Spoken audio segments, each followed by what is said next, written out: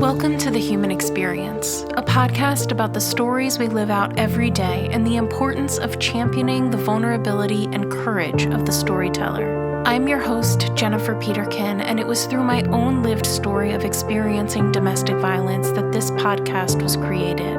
By traveling the globe and interviewing each guest in person, I am convinced now more than ever that stories have the power to change the world. You can join our community of storytellers by subscribing, leaving a rating and review, signing up for my newsletter, following me on Instagram, and more. Thank you for being here. In a world full of noise, to listen with intention is an act of resistance. So Matt, thank you for finally being on my show. We did your show a year ago and we recorded it on Zoom, which is fabulous. I love that you're able to connect with people all over through your office, your studio that you built yourself. But now I have the pleasure of sitting across from you at your kitchen table, which is wonderful. I'm so happy to finally meet you in person. So thank you for being on the show. Well, thank you for this. Probably awkward to start, but probably by the end feel really good. It's really fascinating to sit across from someone with a microphone in front of me versus sitting at my computer. I think there's like this weird safeness. I think also my guests feel the safeness of being in their own space. Although I'm in my own house right now, but it's still a little weird at first. It's jarring. Yeah, it's jarring. I'm sitting right here, so we're doing it. Hey, that's how we go. And yeah. I think this is kind of the point of your podcast for sure, because you're always going everywhere, which is fascinating to me. And I love that for you. And sometimes I'm like, what country is she in now? Like, where is she now? And so cool. But for me, the idea of like my show, I always thought I want it to sound like you're listening to two people have a conversation, but like in a coffee shop, not at Matt's kitchen table. Yeah. Yeah. I mean, so we got introduced through a mutual friend a year plus ago because she had spoken to both of us and said she also has a podcast that I think we've both been on. And she said, you guys are doing very similar things. And so we were able to connect. And I loved hearing that because not that it was a lonely experience by any means, but to know that somebody else had the same like line of thinking was a really cool, that I had no connection to, right? Was a really cool thing to find out. So tell everyone about your podcast, what it's called and what you do. Sure. So it's the Life Shift podcast, and I try to hold space, which is, I guess, the 2024, 2025 like phrase of the years, I should say. But I talk to people about the pivotal moments in their lives that has changed everything, and fully understanding that people have multiple life shifts throughout their lives. But I try to ask people that want to be on the show, because I haven't had to look for a guest in a while, which is very nice. It is nice. But I try to ask them, like, what's the most pivotal? Like, what do you feel is your line in the sand moment in which from one second to the next, everything was different? Yeah. And then we kind of lead up to that, talk about that moment. And in the ideal world, the episode talks about, what do we learn from that? How do we grow? What's different about us? What's worse? Because it's not always better. Yeah. Right? So it's been a really interesting journey, and I'm close to 200 episodes now of just talking to people about topics that I think I wasn't allowed to ask or talk about growing up. Like, I feel like they were all like, you hide that under the rug. Yeah. A lot of the conversations, not all of them. So it's just like beautiful that this technology that I use, that you don't use, allows me to talk to people that I probably would never meet. Like, I don't know we would ever cross paths. No. I mean, maybe, because you go all over the place. But maybe. And your family lives right down the street. Like 15 minutes down the street, yeah, but maybe. So but it's beautiful to see that it's possible. Yeah. Because like I've talked to people in other countries too, which like I probably never would have crossed paths with them. Yeah. Yeah. I mean, I think it's a beautiful thing that technology has brought. Like, there are some really wonderful things and things that have been ushered in by technology, the allowances or things that we're able to do now because of technology. And it gets a bad rap, and some of it is most definitely deserved. But there's some pretty positive aspects of it as well. And I would say this is one of the biggest, is the ability to connect. Yeah. And it's really human to human as to how you do that, right? Because, one of the pitfalls of technology from, people that naysayers, I guess, is that we've lost connection through technology. But I think that we just haven't necessarily learned to use it in the right way. And you're somebody that's kind of showing the fact that you can connect using technology, and it can be vulnerable and powerful and real and genuine. Yeah. I think you're right. I think there's technology that, like social media and those things, that will kind of disconnect people, because I don't know about you, but sometimes with social media, I feel that I know what's happening in someone's life.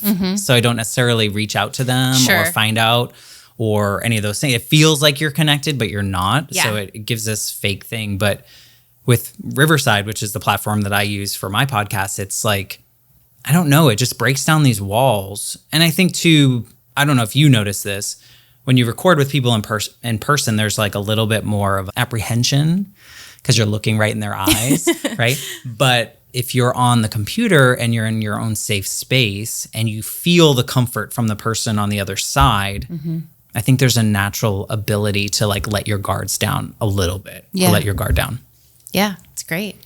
I love it. I love that you're doing what you're doing and that you've achieved what you have. I mean, it's no small thing. Right before we started recording, we're talking about how difficult podcasting can be, and it's hard. We both work full-time jobs, and this isn't like the big money maker. This isn't, a Joe Rogan podcast. Wouldn't that be nice? Yes. I mean, I don't want to be Joe Rogan. No, I don't want to be Joe Rogan either. But I'd like the paycheck. Yeah, but you know what? You think about people like Joe Rogan. I mean, he put in his time. Yeah. I mean, decades of what he was doing, and then it just kind of clicked. And I always think, part of me thinks, or growing up, I think I was conditioned that everything I did had to bring in money. Like, I feel like it was like the job you get is because of the money, and maybe it was because we struggled with money growing up a little bit. So now I still have that little bit of like, I'm putting all this work into this podcast. It's not really bringing in money. I have some Patreon supporters, which cover a lot of the regular costs, but it doesn't cover time. Sure. But then I balance it with the value that I get from the podcast, just having these conversations that I never otherwise would have. And hopefully the people listening can feel less alone in their circumstance. They might feel inspired by somebody. And then the third thing that I've just realized recently is that there's value in the people telling their stories. Like, they get something out of sharing their story in that way. Yeah. Because sometimes you say things in a conversation when you feel safe that you didn't realize before. And then you kind of reflect on it and you're like, oh. Sure. Oh. Gonna have to think about that one later. So yeah, but bring me the Joe Rogan money and I'll take it. Yeah, right. That wouldn't 21 million. Wouldn't be a bad thing. Exactly. So I want to know, first of all, I mean, this is about your story, what your story means to you. But I know that a lot of your story has led you to what you're doing now. Yeah. So when I ask you what is your story, what does that mean to you? Where does that start for you? Where does it start? I mean, I think it starts with my life shift moment. I think I never really reflect on the part before my life shift moment. And it's the reason that the podcast exists. It's the reason that I guess I have enough empathy for other people. So when I was like 8 years old, I was living with my mom full time. My parents were divorced a couple years earlier than that. I spent nearly all of my time with my mom. My dad lived in Georgia. He had just moved there recently when I was 8. And I went to visit him for the summer, and my mom would go off and do her adult things because she was now she was dating, but she was, not tethered, I guess. So she was trying to do fun things. So she went on a motorcycle trip with her boyfriend and some other folks. This was their second time. They were going from the Boston area to, I think, Denver. Oh, wow. So they were just kind of having fun, doing the thing that they had done before. So this was going to be an annual thing. And I was visiting my dad for the summer. It feels like maybe I was there for like a month. I don't know, 2 months, whatever it was, over the summer break. And I remember going to summer camp, and then I remember my dad not picking me up from summer camp one day. And his boss's wife picked me up, which was weird, but like not that weird. I guess you could explain it. And she brought me to my dad's office, which then was weird because that was kind of after school time. And my dad sat me down and he had to tell me that my mom had been killed in a motorcycle accident. And I think at like that moment, I kind of define it as this line in the sand moment. I don't know, like I can't really recollect like that moment. But looking back, I know the feeling that we all had was that like my life was not going to be anything that we had imagined for it. There was no possibility of any direction that I was going in, that my parents had dreamed for me, that I maybe had dreamed for myself was ever going to happen, because my dad lived in Georgia. I lived in Massachusetts. It was like everything was going to be different. Like the school was going to be different. My family members around me were not going to be there. Friends, like comfort, all the things that I was used to. And so at that moment, I feel like that's when like that sliding doors moment happened in which everything changed. And I think the Life Shift podcast exists not because of that moment, but because of all the things that came after it. You know, like all the things that I did wrong, that I assume I did wrong, and then the things I did right because of it. And so it all brought me here, which is weird to look back and be like, a silver lining, like here I am being able to do this. But at the same time, it was really that one moment in which my story diverted, I guess, from what we expected it to be to like where it is now. So. Sure. Yeah. Yeah. I mean, that's certainly a life shift for sure. And it's one of those things that not everybody has to contend with that, especially that early in life. But that type of life shift is extremely dramatic and traumatic. And one thing I know about trauma is that the fallout after the event can be worse in ways because you almost have to keep reliving things over and over again for at least a time, and things that get brought up because of the trauma that happened and things that change because of the trauma that happened. So I didn't realize you were in Massachusetts. I assumed that you're from Florida. So you're from up north. Okay. So was your like extended family up there as well? Like you had your community set up there at that point. Yeah, and I mean, I guess so. Okay. I guess my family's pretty small. Okay. So, I had my mom's mom, and then I had my dad's parents, and then I have an uncle. I didn't have any cousins at the time. So it was a pretty small family. And that being said, I don't think we were that like supportive. That sounds wrong, but we weren't like that close in that way. So I left whatever was there. My dad's mom was probably the closest family member that I had. She was who I was the closest to in that group of grandparents and whatnot. And eventually, years later, she moved closer to kind of oversee, help my dad out, essentially. But like be a mother figure, be the closeness that I needed and maybe she needed in part of her life. So I think it was less leaving a supportive space and more so leaving everything I had ever known. Sure. So I think that was the biggest transition for me. It wasn't necessarily the people, but it was the safety of the space. Because I think coming from a divorced family, I had the natural understanding of like moving and like going around different places. And so that part wasn't too bad. It was just like the safety of being with my mom that was no longer there. Yeah. And this was like 1989. So you have to think of the time period. People weren't talking like this on podcasts about life. So looking back, I'm like, that 8-year-old version of me heard all the adults around me saying, oh, like, is he going to be okay? Is he, like, what's going to happen to him? And I heard that. And then I took that on. And then I assumed that I had to be perfect. Oh, okay. So I took on those perfectionist tendencies of which, if I'm not perfect, my dad's also going to leave. Yeah. Or my family members that are surrounding me are also going to leave. Because when you're 8, you don't understand death really. And so death of a parent feels like abandonment. And so I think I just assumed that. And that created a 20-year mess of like grief, because you're talking about like this reliving. And it was like, I didn't really relive it until later. I was just like pushing things down because I needed to be perfect. Yeah. I couldn't show people that I was sad or any of those pieces. And I think I believed it for a while and then I didn't. Yeah, that's a good point, in that your safe space was your mom at that point. I mean, more than anything. So you moved to Georgia, I'm assuming, to be with your dad. Just wanted to clarify. Don't want to make too many assumptions here.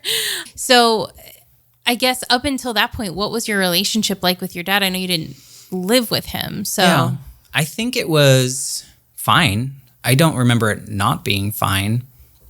He wasn't a constant person in my life. I would see him every Wednesday and every other weekend. Okay. So when I would go to my dad's, wherever he lived at the time, it would kind of feel like a vacation in a way. And then Wednesdays we would go to like McDonald's or something, so it was I've heard other people talk about it. I think it's a very standard like 1980s divorce agreement of like the dad gets Wednesdays and every other weekend, because I talked to a couple other people that had the same thing. And so I think I had a fine relationship with him, but I don't know that I ever felt like, oh, this is like my safe place. Yeah. I wasn't afraid of it. It just wasn't like my comfort, I guess.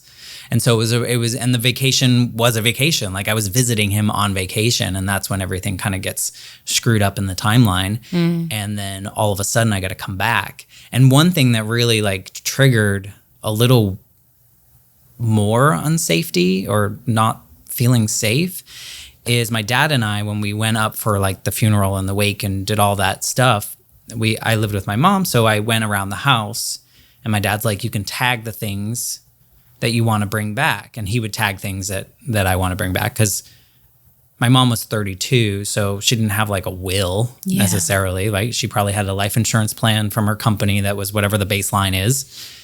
And so we tagged a bunch of stuff. That was, the movers would take whatever was tagged, and then the rest could go to my mom's mom and deal with whatever. And I think we went back, and my dad gets a call from like a family friend and was like, her mom and brother are selling everything right now, like on the yard. So they sold like nearly everything that we had tagged. And so I don't know if I knew this at the time, but nothing I could bring back. So I really had to start over. It wasn't like I could bring my bunk bed that I always slept in, or I could bring like the things so I think that was another jarring thing, is where I moved into this place where everything was also new. Yeah. So it was like, there was nothing around me that felt really comforting. So it was a little weird, and maybe that I reflect on that now more because maybe I didn't know at the time. Sure. Maybe my dad made an excuse because he didn't want the family issues or whatever. But that, I think, just remembering what my bedroom was like when I moved to Georgia, it was like staying in a hotel room, it wasn't anything familiar. Yeah. How long do you think it took you to get out of this mindset of this is my vacation place and into this is my permanent space? I think it was, I don't actually know. I don't know, because if I look back on like 8, 9 years old, it's like third grade, started in a new school late because this was like school had already started in Georgia, but had not started in Massachusetts. And so I came in late. I was the kid with the dead mom. So which instantly puts like a target on your back, especially for a bunch of little 8-year-old jerks, like I feel like I just became bullied for that. So I think it hardens you. And I think you kind of, I think I blocked it out. I don't know that it felt like my own space. Gosh, I don't know when it felt like my own space. Maybe not until I lived in Florida, which was a couple years later. Okay. And you moved with your dad to Florida? Okay. So, yeah, how did you get to Florida then? Well, I've moved a lot of times in my life. And so a lot of it was, my parents divorcing and those natural things. And then my dad got moved to Georgia for a job that's why he was there. And then we moved a couple times when we were in Georgia for those 2 years. And then I think he found out maybe his job was going away. Like I think that department was going away or something. So he got a new job in South Florida. So we moved to South Florida in 91. Okay. So it was only a couple years later. So there's a lot of change happening in those 2 years. But yeah, I think that was the first time I was able to like buy new things, or my dad was buying new things for me to like create my room and my own space. So it was probably then, I would say. Yeah. And because then you got to be a part of that. Yeah. But I mean, it was like 10. So it's like, how much decision making can you make within a certain budget? True. Very true. So you mentioned that in hearing the adults talk about you after your mom's death, you assumed that you had to be perfect. So what do you think drove that process for you, and how did it play out? I don't know what drove it, because I think you just hear, like, you're already scared, right? Like, you're already like, holy crap, my whole life is like, everything that I used to do, I can no longer do because I don't live in the same space. Like, I'm this Boston accent coming into this Georgia school, like, also like, let's stick out more than we wanted to before. Sure. And I think hearing and seeing that my dad and maybe my grandmother, like, were not quite prepared, which, how do you prepare to parent a child with a dead mom? You know, I think it's hard. My dad was mid-30s. He wasn't even fully prepared to be a full-time parent. And now he's got to deal with the fact that, like, his kid has a dead parent.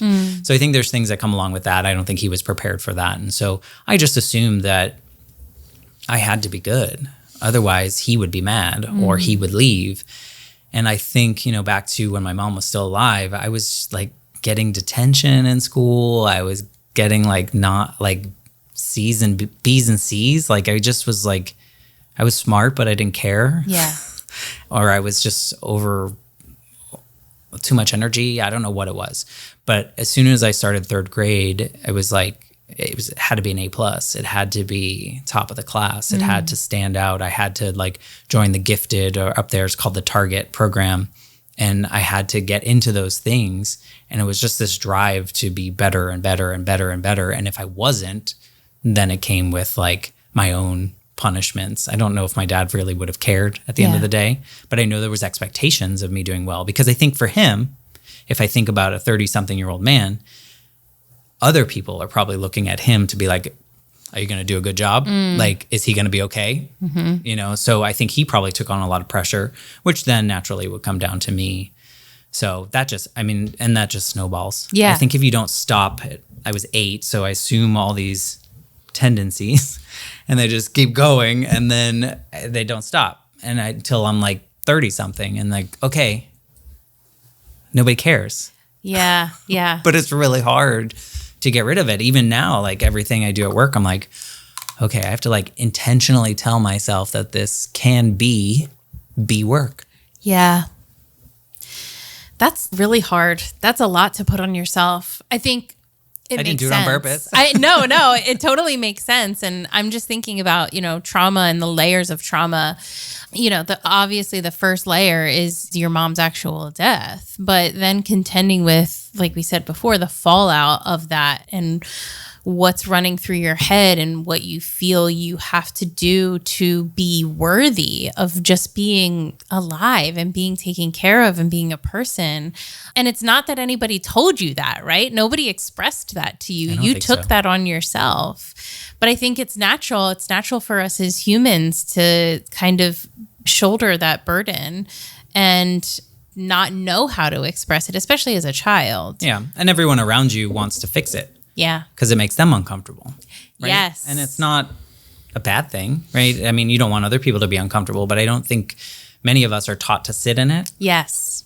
And so I think my dad probably wanted to make sure I was okay. You know, my grandmother bought me a lot of things because that was kind of the way you do it. Like, that's, a kid looks happy when they get new things. So I think, nobody does it on purpose, but you look back and you're like, ooh, Yeah. what a mess. Well, at any point during, the immediate, I guess the first few years following, did you have any sort of outlet to process the trauma? I don't think so. Okay. I think maybe when I started school in Georgia, and I don't know this for a fact, I can't really remember. I think I went to like the school counselor. Like, I think it was an obligatory, like a check mark. I think it was like, you're joining the school late. We know it's because of this, so you have to go into this. And I don't think I had ever experienced anything like that before. And so I probably, if it's true, I probably said whatever I thought they expected me to say. Sure. Yes, I'm sad. Yes, I'm okay. Yeah.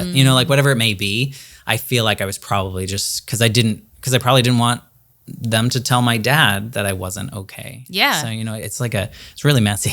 It is really messy because, therapy is great if you are able to actually tell the truth, but you have to feel like you're safe in that situation to do that. Yeah. And also, no shade to school guidance counselors. I could not do your job, but it's not necessarily going to visit a trauma therapist or something like that. Right. So, and there's like one school counselor for 500 students. Right. Exactly. So, or more. Right. And so they're probably just checking boxes as well. Yeah.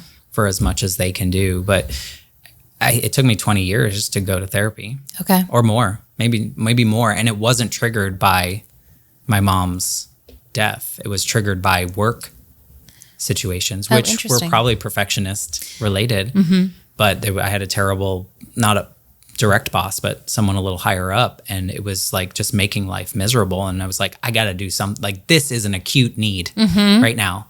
The other thing, whatever. I've been dealing with that for decades now, right? So, but it was in that journey of finding a therapist, which I'm sure people listening to this podcast know very well, that you don't find the first one is not always the perfect one. Second one is probably not always the perfect one. It took me 5.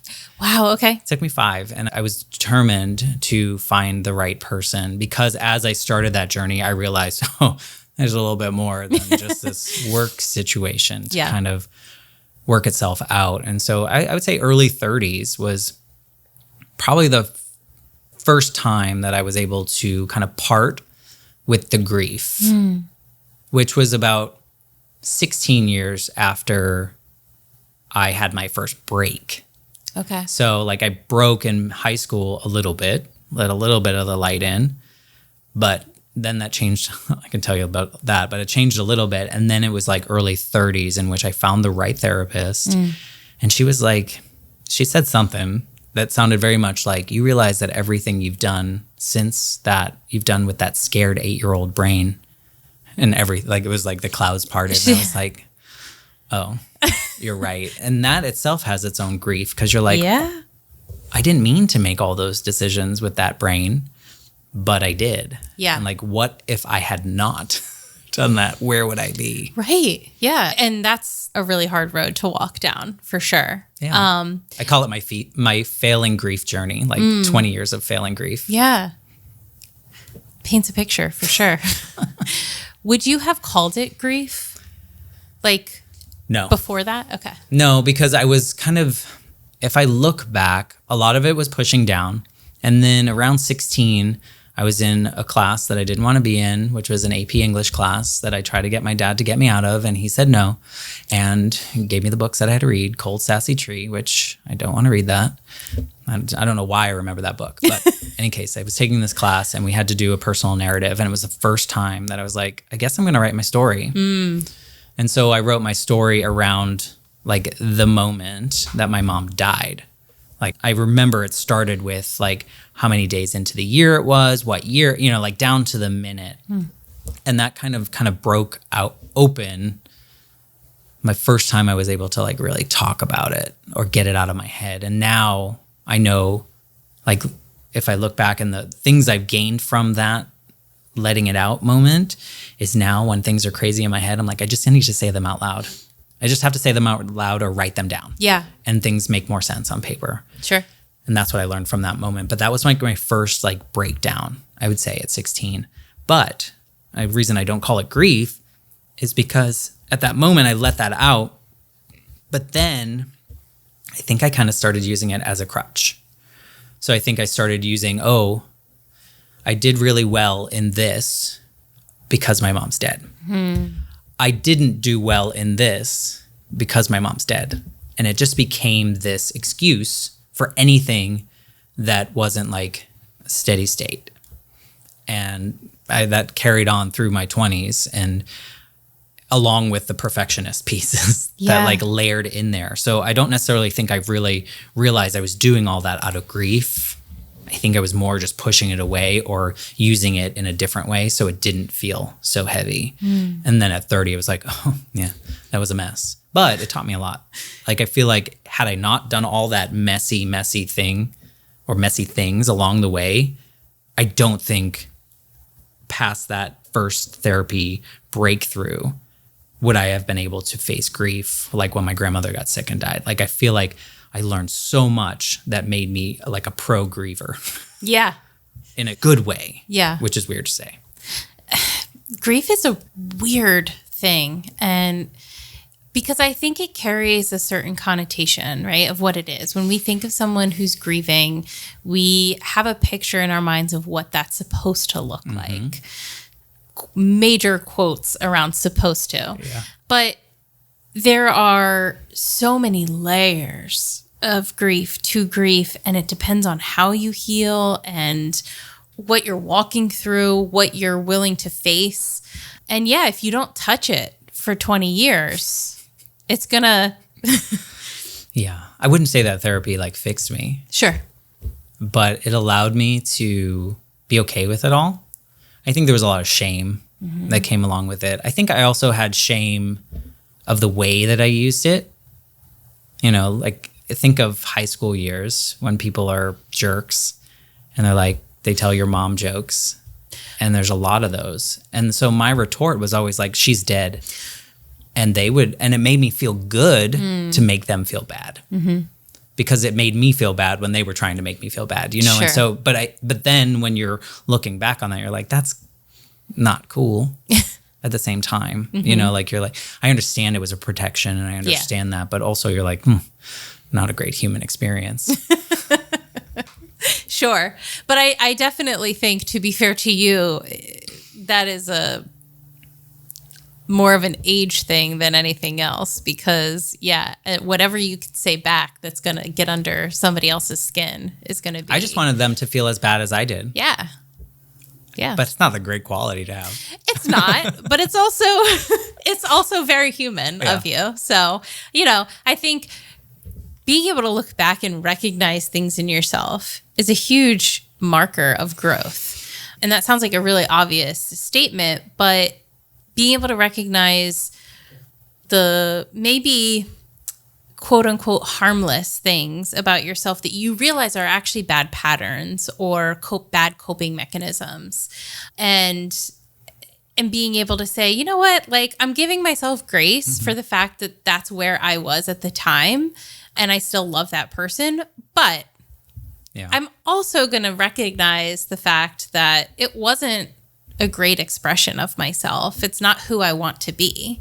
Yeah. Well, you kind of have to own it, right? Like, I feel like it was a decision that I made at the time with the tools that I had at the time. And I didn't have any protection tools besides fight back, you know? And for me, it was fighting back with words, because I wasn't going to go beat someone up, because if you think of that, well, if my dad's disappointed, you know, so I can't get in trouble.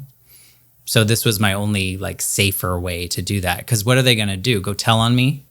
Right. There's nothing they would get in trouble for being a jerk. Sure. So yeah, you could just have to own it. I mean, maybe you don't, but even now in my 40s, I make mistakes, you know? Oh God, yes. You just have to own it and just be like, well, that wasn't the best decision. Yeah. Or that wasn't the best approach, but that's just what my brain did. Well, and accountability is the quickest path to moving forward.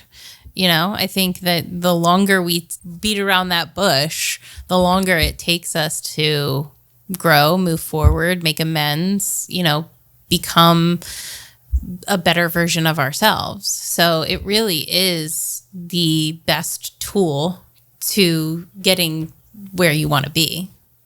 It's not comfortable. So once again, going back to hating to sit in discomfort and the tension of it, but it is what it is. I'm much better at it now. I mean, I alluded to this, but like after that therapy session, it wasn't one session, but it was a period of time in which I gave her a lot of money. It was worth it. But after that, I realized all the things that I wasn't able to do, obviously before my mom died, because that was sudden, but after, and how to process that. And thinking about, like now at this point in my life, I don't really remember my mom. She's more of a figment. And so what happens there is the grief comes of like what I missed out on. Yeah. Or what it's like to have a mother. My grandmother really stepped up. My dad's mom, like I said, moved down and she was there and she became like my best friend, but also like the mother figure in my life. And so, I had that, but also at the same time, you see these families, you see moms and dads, and you see kids with their moms, and it's just like, well, I can't ever have that. Right? Sure. That's not a thing. So there was a lot of kind of mourning that and figuring out what life looks like. And then a couple years after that, my grandmother got diagnosed with cancer, and it was like, oh, this is bad because she's my favorite person. And now my second favorite person in my life, because I lost one already. And this is no slight to my dad, but like just the mother figure second, we were just so close and I could tell her anything. And so she got sick and I was like, oh crap, like what do we do? And I had a little bit of that and I acknowledged that. And then I was like, okay, we do this right. And so, I made the most of that time, and her boyfriend is Josh Groban, still probably. And so I took her front row to see him, and, like it was like a kid at an NSYNC concert or something. Like she was so happy, and like we did intentional things like that. And as we got closer to the end, which I don't think I would have ever been able to do this had I not failed grieving my mom for so long, but we got close to the end and I was like, we're getting close. So it was her and I after like a family get together and sitting in her apartment with her. And I said, we need to have the conversation. We need to tell each other everything that we've ever meant to each other. All the things, nothing left unsaid. We need to do this now while you still can do this. And we had like the most beautiful and devastating and hard and all the descriptors you want to give to it conversation. And I left her apartment that night fully expecting her to die in her sleep, because I was like, this feels like the end. Like it feels like we did it. And she didn't. She lived a couple more months. But I knew that if she had passed, that there was nothing left unsaid, which is the opposite of what I felt after my mom died. Yeah. And like all the possibilities. And so it felt like a really nice thing that I gained, a positive thing that I gained from such a negative experience.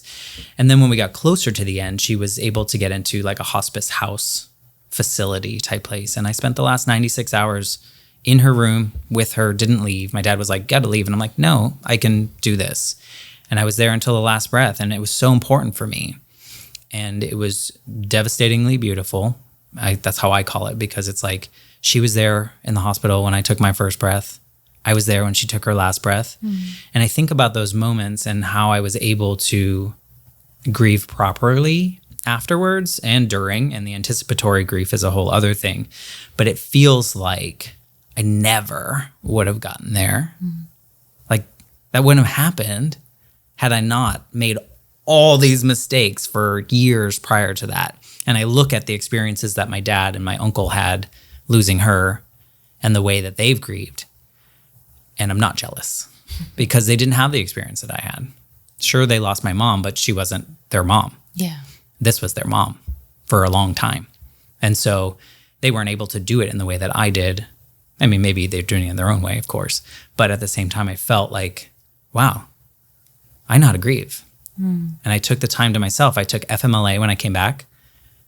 And I was like, I may not need this. I'm not in dire straits. But I need to take the time for myself. I need to dive into this and see what sadness I have, see how it's affecting me, how I'm showing up in the world. And then I came back from that and I was like, you know what? This job is not serving me. The job that pushed me into therapy in the first place. This job is not serving me. And I asked for a demotion in my 30s. And people are like, what are you doing? That's like career suicide. Like, what do you? And I was like, it doesn't matter. Yeah. Right? Like, I need to do things that make more sense for me.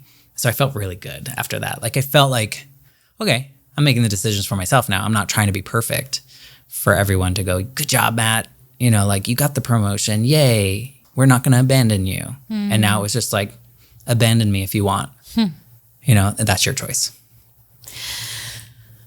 Wow. That was extremely powerful. You know, making the connection between the fact that you had the time with your grandmother that you didn't have with your mom, I think is pretty, you know, it's visible to everyone.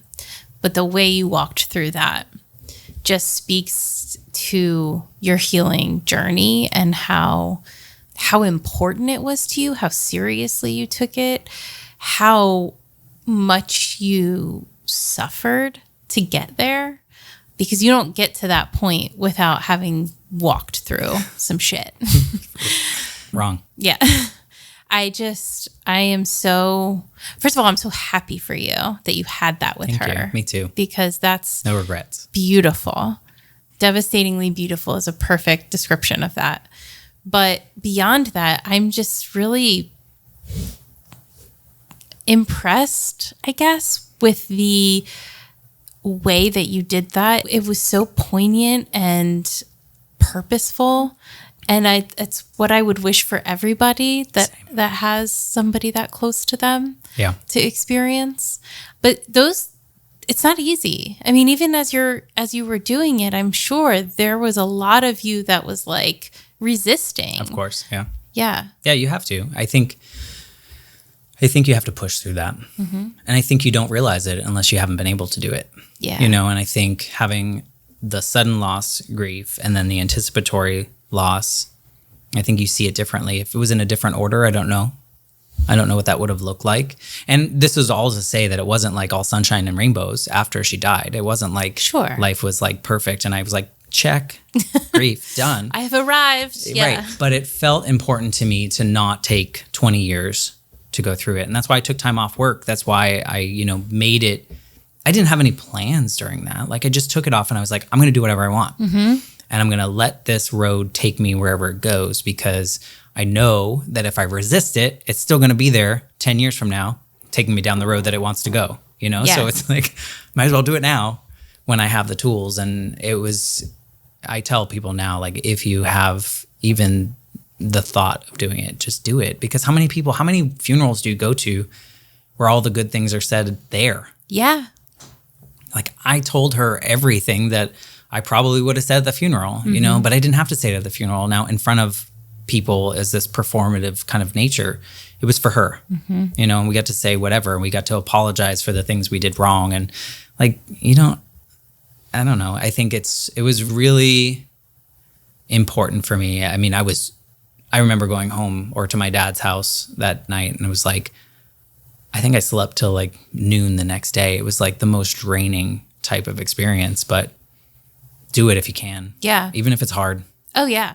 But I think that's why we avoid things like that, because it is draining. And so, emotional exhaustion is physical exhaustion as well. And I think that sometimes we put off grief and trauma and heartache and hurt because we think like, it's fine if I don't touch it, then I don't have to go through it, and then I won't have to, feel that exhaustion, feel that hurt. The problem is that it just sits inside your body and it's coming out one way or another. Right? It is coming out. Yeah. But it may be 20 years later before it does. Yeah. The only thing you can hope for is like amnesia at that point. Nobody wants that. But it felt so different. Yeah. And I felt that I noticed it most when my dad would mention something about her and in sadness. And I noticed that I wasn't getting sad from that. I was thinking more about like the happy things. I think maybe the first couple weeks you just remember the hospice and what she was like at the end. Yeah. And it's hard to remember the earlier times. But with that intentional grief, it felt like I could just like just remember the fun things or the bad things, the things that weren't the end. Right. And have those memories and keep them with. But I didn't realize how good is not the right word, but like how great my grief journey was until I was able to see how others that had a similar relationship to her were dealing with their grief. Yeah. Yeah. I mean, I feel for your dad because he didn't walk through the same thing that you did in terms of, like you said, losing his mom and then you lost your grandmother. I think it's generational too. That's true. To give him credit. I think it's generational, and I think there's also something male versus female. If we want to break it down to that, there's something where men in that generation were just taught not to dive into that side. Yeah. Like the traditional man was not supposed to cry. Like as a kid, I assumed that I wasn't supposed to cry, and that was part of like pushing everything down. So I think, to be fair, older men, they just weren't brought up that way, so it was hard for him to go into it. He really leaned into it as much as he could. Yeah. But that's great. Yeah. But yeah, you're right. I mean, and unfortunately, because it's done such a disservice to men that they have felt that they can't express emotions. Yeah. I mean, basically, except for anger, emotions. And happy. You can be both. Yeah. Yeah. Those were the two that I was allowed in my head. Mm-hmm. And that was just modeling from the men around me in my life. And I think it's better, maybe 2025. There's still a lot of toxic people, but I think there are more vocal, like the people I talk to on my podcast. I feel like there are a lot of men that come on and tell their story. And it's in ways that, like, growing up, I would never have heard a guy talk like that. Agreed. I mean, I have a lot more women on my show than I do men, and for no specific reason, but you're on here doing it, and I've had men in the past. I have some men I'm interviewing coming up. So I think it's wonderful, and I applaud and invite that as much as possible because I think it is important. And it doesn't help when we reinforce those really toxic ideas that men have to present a certain way to be considered masculine or men. Silly. We're all human. Like, I feel like we should have all the things. Right. The full spectrum. Right. Yeah. It's nice to be able to do that now. And I feel that maybe that helps with my podcast is just the ability to have the conversations and not be like pushed away, and I've had some really tough conversations with people, and somehow I'm able to be there, and it's really it's just like you just learn to listen because you know what it was like when someone listened to you. Yeah. And it's, I don't know, the grief journey is so fascinating because there is no rule, and I probably should not have compared myself to like my father's grief journey. But what it did is it just showed me where I was comparatively. But that being said, like I felt like a pro griever. And then I experienced last year, like my first new version of loss with my dog. And when he was getting sick, I was going into it like, he wasn't sick. When he was getting old and showing signs or whatever, I was like, I got this. Like, I know how to grieve. And then when he died, it was like a slap in the face. It was like, oh, you don't. You don't know how to grieve this. And so that's been a journey. Like it's been almost a year now and I'm still struggling, and that's okay. Yeah. For me. But it's fascinating also at the same time because you're like, I lost my mom. Like that's hard. I lost my grandmother who was like my second mom. That's hard. I just didn't expect that this little dog that I had for 14 years would be even harder in some ways. And maybe it's because he was like my shadow. Like he spent every moment from 28 to 40 something with me by my side. Then we had the pandemic, so he was definitely by my side for even more of it. And so that's been a journey too. And that's something people don't talk about. Yeah. And even so much so that when I was deep in a mess of that, I went back to people in my life and apologized to them for somewhat dismissing their losses when a pet had died in their life. Because I don't think I realized it, like how hard it is. Yeah. So that has been a learning journey of like, oh, okay, grief is not the same for different types of loss, even in your own body. You know, like I couldn't approach this like I did when I lost my grandmother. Yeah. It was just a whole other beast. It is very interesting. And I know that you've been walking through this for a while now, and all of your tributes are beautiful. Yeah. I have my own dog that I know I'm going to be shattered when he's gone. There's just a bond there that's unlike anything else. And I think, you know, there are few other beings on earth that offer you unconditional love and loyalty, who possess an innocence about them, right? I mean, there is literally nothing bad to say about them. There's no like complicated feelings about them, right? So, you know, I can't speak to how you're feeling at all because I haven't had to walk through that, but I can try to empathize with what I think it means. I can't even explain it. Yeah. It has been so confusing to me, mainly because I was like, I should be able to do this and I can't. And so, you know, I started back in therapy, and I think it's important. And it was like, I just need it. I need to process, like, same thing as like when I was 16, get it out of my head. Yep. And that's why I will tell people about it. And I've learned, as much as I get apprehensive about it, to share publicly how I'm feeling. Because, one, it helps me. But two, I can't tell you the number of messages I get behind the scenes of people you would never expect that are in your own life. They're like, I would never say this to anyone, but that really resonated with me. Yep.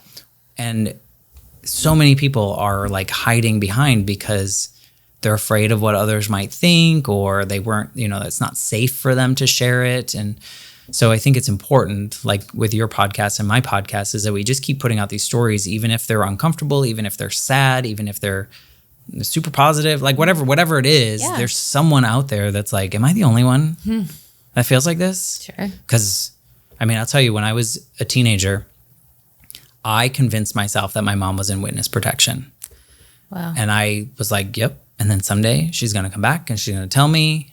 And I saw her at the funeral. Like, right. I knew she was not in witness protection, but I convinced myself, and I wouldn't dare tell anyone that story growing up. Like, I would never tell anyone I did that because I'm like, that's weird. Like, that's crazy. And then I talked to someone on my podcast, and she was like, she had lost her father at a young age. And when she was a teenager, she convinced herself that her dad was in witness protection. Wow. And it was at that moment where you're like, oh, I'm just a human. Yeah. Like, that was a protection. That was some kind of like, I didn't want to feel the feel. So I convinced myself that she's still out there somewhere, you know? And it's those moments in which I hope people listening to your podcast or my podcast are like, oh, okay, I'm normal. Yeah, truly. I'm a normal human that has weird, wacky thoughts. You know, like the brain is a very weird thing. Just talk about dreams, you know? Yeah, please. It's crazy. In great ways. But yeah, I think that therapy and processing, all of that is exercise, right? And so, like any sort of exercise, the more you do it, the better you get at it, the more endurance you have for it. But you also recognize when you need, like if you are maybe backed off for a while, you also recognize when you need to get back into it. So, you know, I love that you didn't take this death and this grieving process and say, this doesn't deserve therapy. Like, I don't need to be in therapy for this. I love that you were like, I recognize what I'm going through right now and I need to be in therapy. Yeah. I had something recently, it wasn't a death or anything, but I had something recently where I'd been out of therapy for a few years and I was like, I need to get back in therapy. Like, I recognize the signs within myself. And so I think, like, for somebody that has been in it for a while and has been doing it for a while, it seems like second nature, but I can think back to myself before I was in therapy and recognize how hard it was to get there in the first place. Yeah. So, it's another tension thing where it's like, I tell people therapy would probably be good for you. It would probably you would probably do well with it, but it's going to be really hard. And your therapist may not be the right fit. You may have to look around a little bit, and it's going to take time. But you can look back and see incredible change through doing that. Did you find it hard to start again? Or did you go to the same person? I went to the same person. Okay. Yeah. So I didn't, and I resisted for a little bit because I was like, I have all the tools. I have all these tools. Like, I just have to use the tools I have. Right. And then it got to a point where I was like, I am not okay. I need something. Yeah. But you knew the results. You knew what could come from it. I think it's really hard to do it for the first time. For me, going in the second time, I guess we'll call it the second time, I had resistance to it. Yeah. And I was like, well, okay, it's expensive. Okay, it's, like I don't have a copay, so it's like I got to pay the full amount. Is it worth it? Am I going to find the right person? Yeah. Is this the right topic? Should I tell everything? So it's a lot of things. And I think for me, it was just like, just do it. Mm-hmm. Just do it. If it feels really uncomfortable more than once, then find a new person. But if that feels right, just keep going with it. And you know what I found? It's funny because I was talking to her the other day. She's like, what do you want to do? Like, what are your goals? And I was like, you know what? I don't know that I have a goal right now. When I came in, everything was really scattered. Like, everything felt like it was flying around in my head and I needed help like stacking it up in the right piles. And now that I'm in the right piles, I'm like, okay, we're going to go to, like every other week. And I won't have a goal, but I'm going to come in and we'll share like what's happening top of mind. Mm-hmm. I'm a fully evolved human. I'm holding space for all these stories on my podcast. So sometimes that can get in my head. So, like I'm not just like, okay, I feel good now, done. Sure. But I'm like, kind of like, I don't need to come every week because it's expensive, but also like I have the tools in between and then I can come to you when I need these things. And so that was an interesting process because I found myself when she said that, I was like, oh crap, do I need to make up some goals right now? And I was like, nope, I'm just going to tell her what it is. Like right now, I don't feel like I need your help fixing anything. Yeah. I just need your help when I need it. Yeah. Maintenance. Which was weird because my brain automatically goes to, you said, what are your goals? I got to come up with some goals. I know. Like some smart goals, right? Yeah. Like I got to make them specific and measurable. Yeah. But no, I think it's important to have that neutral third party that maybe has other tools. Yeah. Because like the regular tools for me losing Mikey didn't work. Mm-hmm. So it's like, oh crap, I need different tools. Yes. Yeah. So that's a big I don't know thing. if I have them yet, but that's okay. It's a journey. I hate that phrase, but I said it. So there we go. It is a journey. It is a journey. It's just a really like overused phrase, I think. Anyway. So it's holding space. It is, but I do love that too. It makes sense. Yeah, it does. It does paint a picture. So yeah, I mean, I think one of the things is that talk therapy doesn't work for everybody, and that's okay. But that doesn't mean that therapy doesn't work for you. Correct. And so there's so much out there, so many different modalities. They're coming out with new things all the time. I've never tried any other ones. I haven't either, but I'm looking into the EMDR. I've heard a lot of good things about that. Yeah, me too. But I feel like my type A brain wouldn't play. Really? Yeah. I feel like, am I doing it right? Is it right?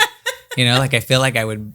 Give me a grade. Yeah. It's like meditation. Yeah, yeah. I'm like, am I doing it right? Yeah. But even that, I mean, that can be a form of therapy too. Oh yeah, no, so, and I'm sure you talk to people about this on your podcast, like all the different therapies people have tried, from like tapping to EMDR to like psilocybin or however you say it, like all these different things, ketamine. Yeah. Like you're just like, wow. Yeah. There's a lot of things people are trying. I'm not quite there yet, but I don't know that I need it. Well, yeah. I mean, for me, talk therapy has worked. Yeah. So that's great. Yeah. For you, it's worked. So wonderful. Yeah. But I'm a trauma dump.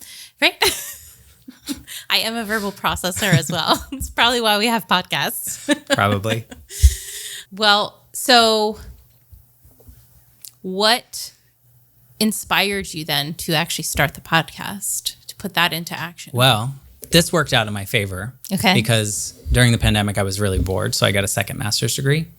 Of course. And so like who doesn't? As one does. Yeah. And this time, because the first time when I got my MBA, I was like 22. I was still in the mindset of like, I need to do this to impress people. So I'm going to pick the easiest thing. I'm going to do it. Then I'm going to graduate and people are going to be like, wow, you got your MBA at 23 or whatever. And I'm like, okay, great. So I just chose an MBA, 1, because it was free, 2, because it was easy at the time for me. So this time I was like, okay, well, if I'm bored, I'm going to do something that maybe is interesting to me and I'm going to challenge myself. So I picked a mass communications degree, and like there are core classes you have to take, and then every semester you take like one elective or whatever. And so I was like, okay, every time I take an elective, I'm going to choose the one that scares me the most. That when I read the description, I'm like, I don't know what that means. I don't know what those words are together, or yikes. Yeah. And so one was a podcasting class. And I was like, what am I going to do? Like, what am I going to do?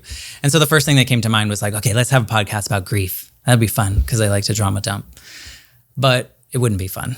I feel like it would be really heavy all the time and really sad all the time. And if you're just talking about grief, it's not really, you're not like, what are you learning from it? So I thought back on my own experience and I was like, well, my life changed in a moment, in a second, in a brief moment. And so I was like, I'm going to just do this. I know a bunch of people in my life that for this assignment, I had to do 2 episodes. So for this assignment, I'm going to talk to a couple people, record them, and then turn them in and kind of go down that route. By the time that class was over, I think I had like 9 or 16 episodes recorded. Wow. I launched before the class was over. I was like, if I'm going to do this, I'm going to do it. And here I am, close to 200 episodes, like full episodes of people's real stories. And I would not dare go back and listen to the first couple episodes. But at the same time, maybe I would see how much I've learned to listen. Yeah. I think that's the biggest, you probably see this, the biggest part about your podcast is when you're not talking. Especially for me, like as a perfectionist, I grew up waiting for the next silence to say the next smartest thing. Like I had to, like meetings, you're just like, okay, I have something really smart to say. It's right here.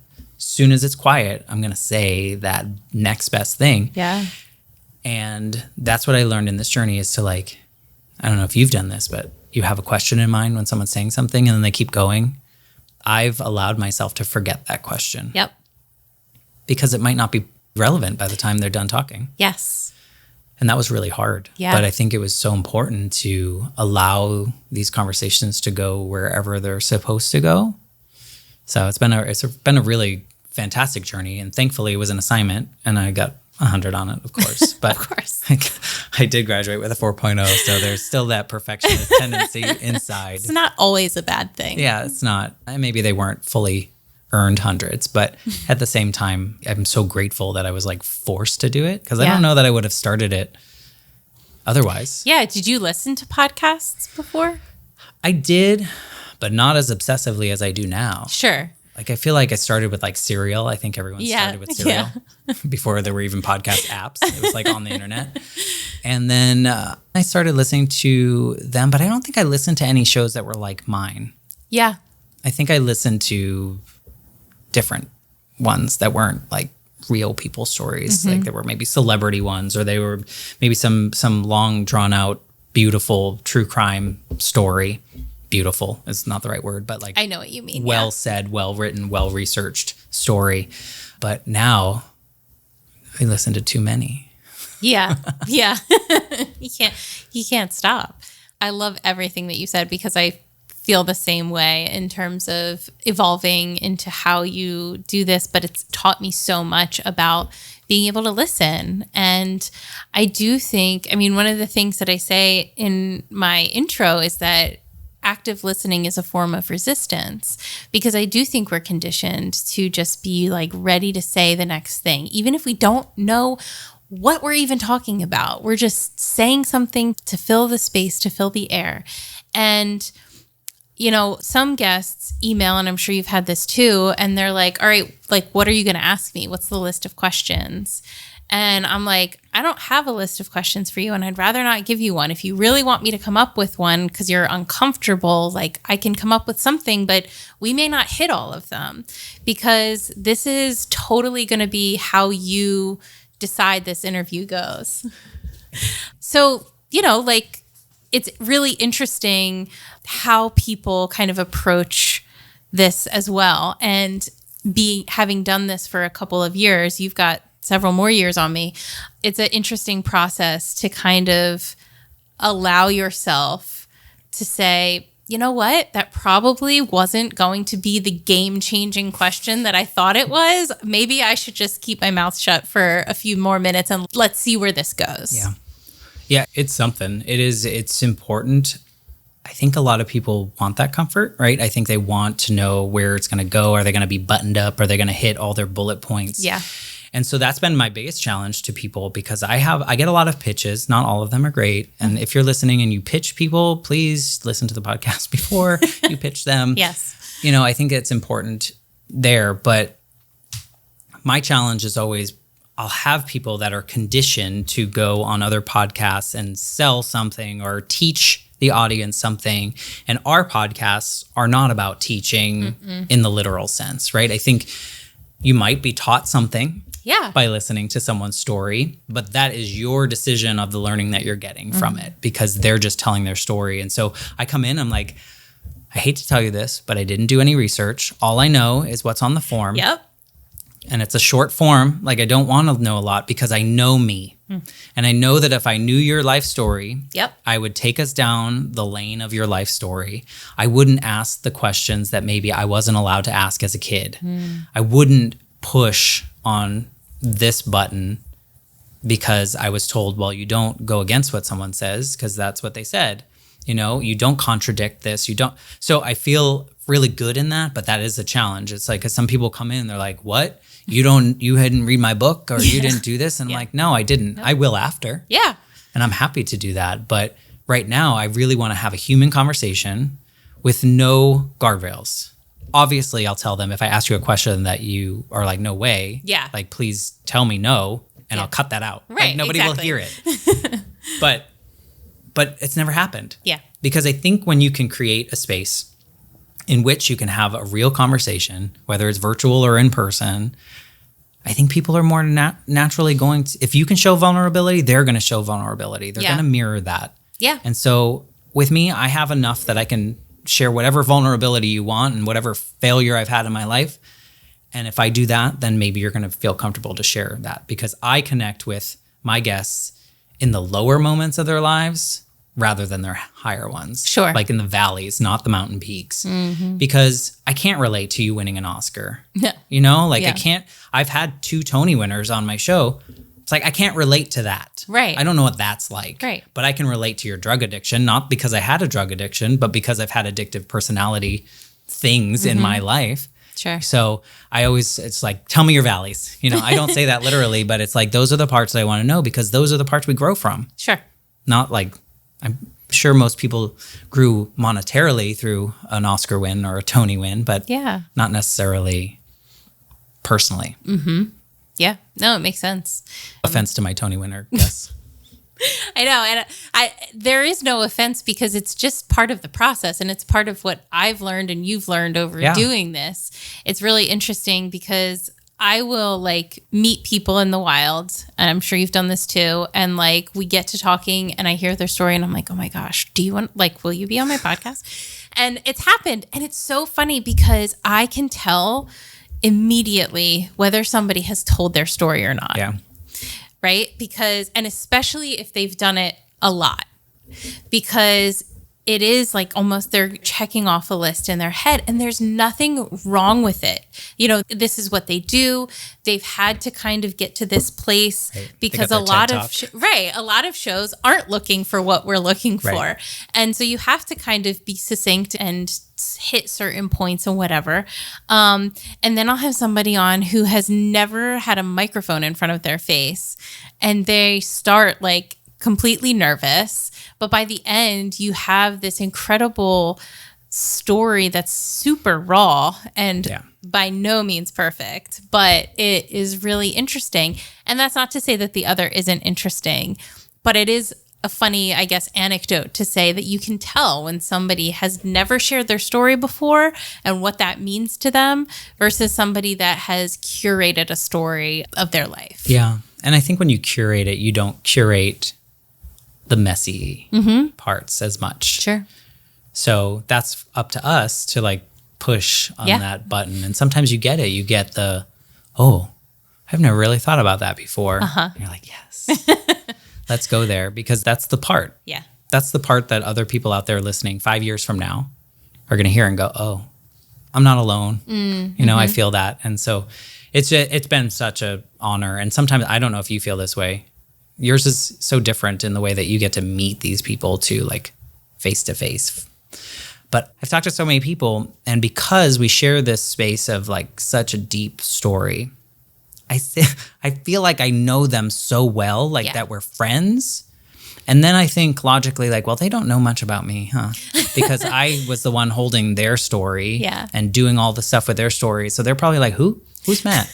You know, so it's really funny to think about, like, in my brain, these are all my friends now because I've been able to hear all their stories. Sure. So it's a weird thing, though. I don't know if you have a similar. Yeah, absolutely. Because sharing vulnerability with somebody In their house? Yeah, right? In their house certainly does form a connection. I will say that for sure. No, I think it's always a challenge to determine who can be on your show. And like if you're going to be able to connect with them. Yeah. You probably don't feel this. I'm just making assumptions here, but sometimes I'll have someone that like appears to be someone I should look up to. Someone famous, someone this, that, or the other. And then I show up and I feel a little unworthy.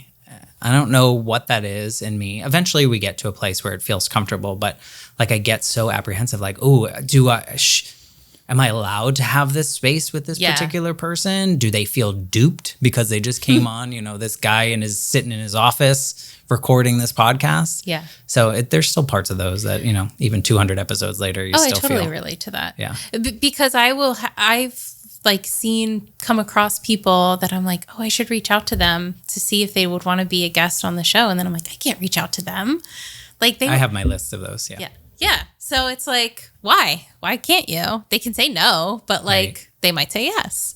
Right. And we're I haven't all got to there. humans. I haven't either. Yeah. I'm still doing that. But like logically, I know that there's nothing keeping me from asking.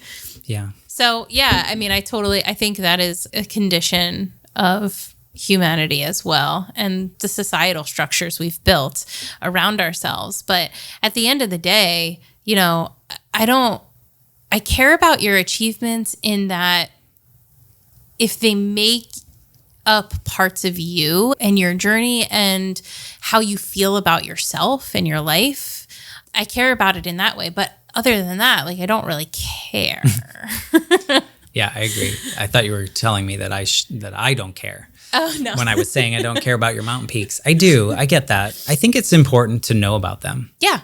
But I think for me, I relate to more of the stories that deal with trauma. I think that is natural. I think I relate to people when there's a lot of despair.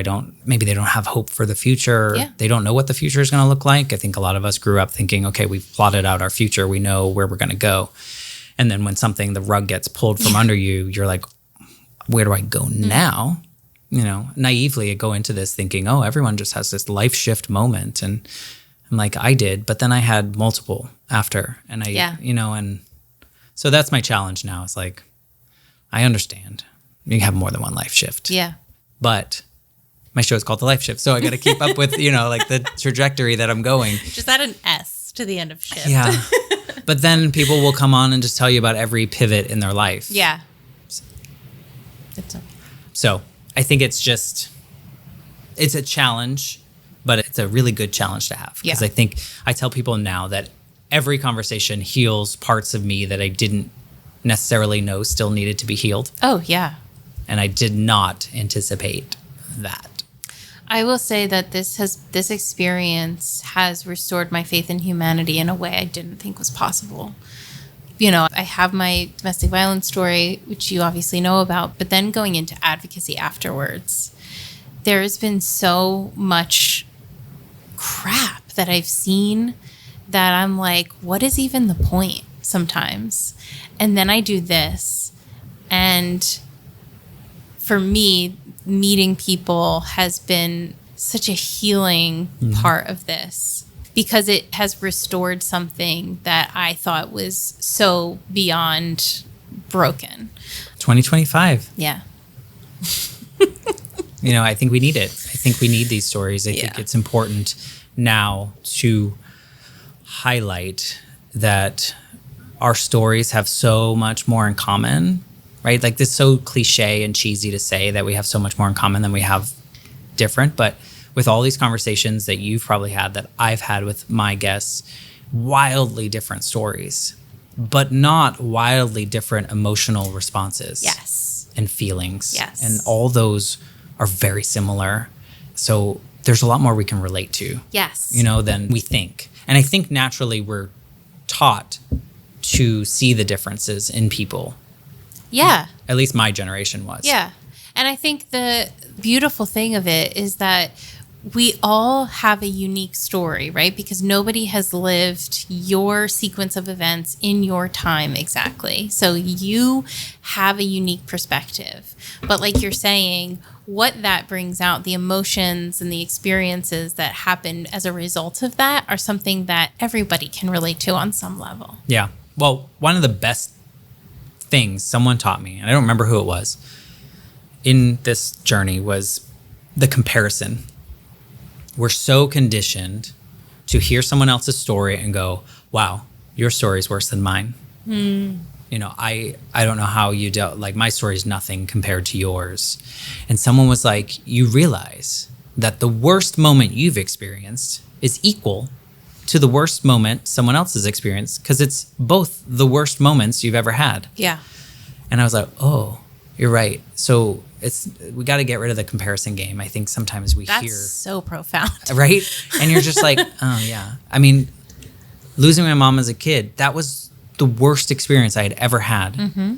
Someone else in their diagnosis, or they were part of a crime of some sort, worst experience they've ever had. Mm-hmm. The feelings we had in those moments were probably very similar. Yeah. So that was really like, oh, you're right.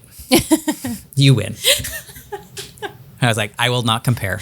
Concede, yes. Yes. All right. Well, I have one question that I ask everybody at the end of each episode, which is, through the lens of your experiences, what does compassion mean to you? I think I've learned the most compassion in this project. And I think it's listening. Because for so long, I wasn't able to share my story and people hear like how I was really feeling. And so I think about it now as if I can do that for someone else who may have not told their story before, or maybe not told it in this way, or whatever it may be. I think that's how I can show compassion for someone that maybe I just met or will never meet in person, or whatever it may be. And so, yeah, I think if I had to distill it down, it's just like really listening to someone's story and allowing someone to feel heard, maybe for the first time. Yeah, absolutely. I agree. It takes practice, but it's worth. Yeah, don't listen to my first doing. 30 episodes or so. Maybe I wasn't so compassionate then. But I think now you just notice that the more you listen, the more you grow, the more you start to reflect on your moments in different ways with another layer that has been afforded to you because you listened. Yeah. The old version of Matt would have probably not heard half of what you said. It would have been like scrolling through your phone, watching Netflix, like you hear some of it, but you don't hear it all. Yep. And now it's like phones down, no captions, just listening. Yeah. Yeah. It's so like funny that my kind of perspective on this was formed the first time I watched Fight Club, because there is a part in Fight Club of about the main characters going to these support groups where they don't actually need the support. They don't struggle with any of these things, but they just need connection and community. And they're having a conversation about, why they go. And that one of them says that, it's because people here actually listen instead of waiting for their turn to speak. And it hit me then when I watched it as like a teenager, and it still sticks with me so much because waiting for your turn to speak is how we qualify, quote unquote, listening a lot of the time. And we have to be intentional not to do that, right? So it is such an interesting thing that like it takes practice. Yeah. No, I was always doing that. That was my job. Yeah. It was like how I got promoted and how I say the next smartest thing in the next silence, like just keep throwing those out there until people actually believe that you're smart. Yeah. And now it's like, I'll just let the silence go. And you've probably seen this. When you let the silence go a little bit longer, people go deeper and share more. And so I think it is practice, though. I love that Fight Club was. I thought you were going to tell me that you were paying attention because they slip in some of those little shots. Oh, the film splicing? shots. Yeah. The splicing. I thought that's why you were paying attention. I know. No, it's like... Because that's another form of just paying good attention. Yeah, that's true.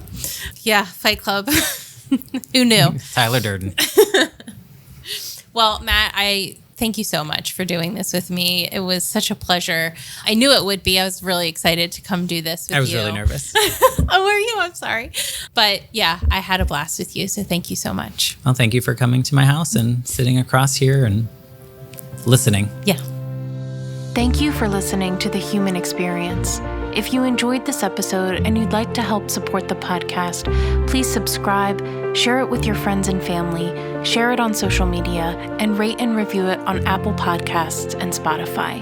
You can also support the podcast financially by going to my website, thehxpod.com, linked in the show notes, and clicking on Donate. It takes a lot of time and resources to create this podcast, so every little bit helps. Everyone has a story, and I'd love to hear yours. So be sure to check out the show notes for more information about how to stay in touch. Do good and love well.